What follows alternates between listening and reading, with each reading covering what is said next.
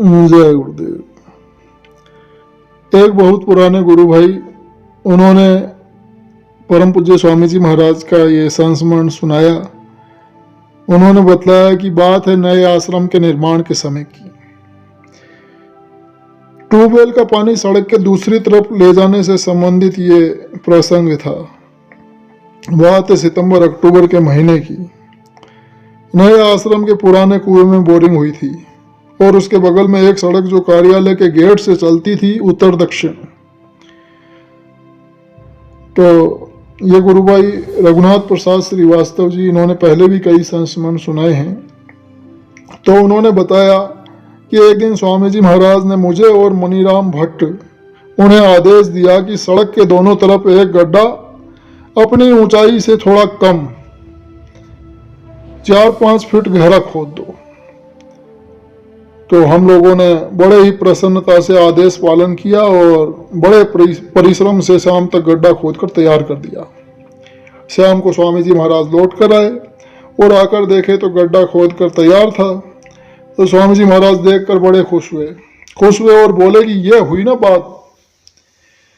फिर दूसरे दिन जब स्वामी जी महाराज शहर जाने लगे तो शहर जाते समय स्वामी जी महाराज हम लोगों से बोले कि रघुनाथ और मठ जी, अब जब तक मैं वापस आऊं तुम लोग अपने अपने गड्ढे पाट दो। और ऐसा कहकर स्वामी जी महाराज चले गए।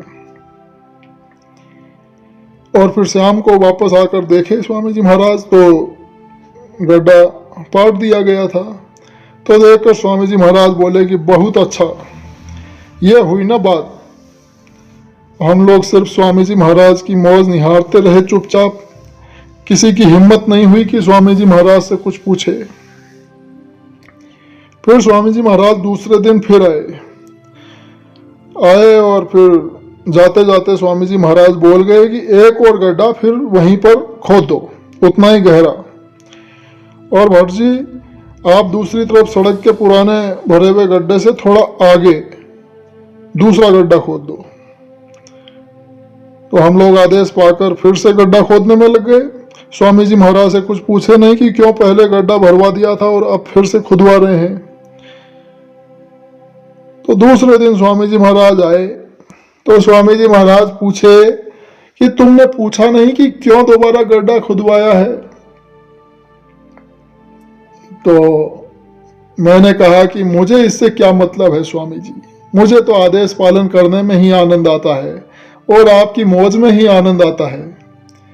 फिर स्वामी जी महाराज सड़क पर ले जाकर समझाए कि देखो, दूसरी तरफ पानी ले जा रहा पाइप होगा और कोई ट्रक वापस इस पर से गुजरेगा तो उसके आगे और पीछे के दोनों तरफ के पहियों का लोड एक साथ पाइप पर पड़ेगा तो वो टूट सकती है। जबकि पाइप सड़क पर तिरछा पड़ने पर एक समय में पाइप पर केवल एक ही पहिए का लोड पड़ेगा और वो टूटने से बच जाएगा। समझे जनाब? हम लोगों ने हाँ में सिर हिलाया और मौज में सहमति जताई। हालांकि वो पाइप भी फिर बाद में कुछ ही दिन में निकाल कर हटाना पड़ा, क्योंकि सरकारी नक्शे में वो सड़क ही हटाकर दोनों तरफ के खेत मिला दिए गए। ये होती है मसलहत।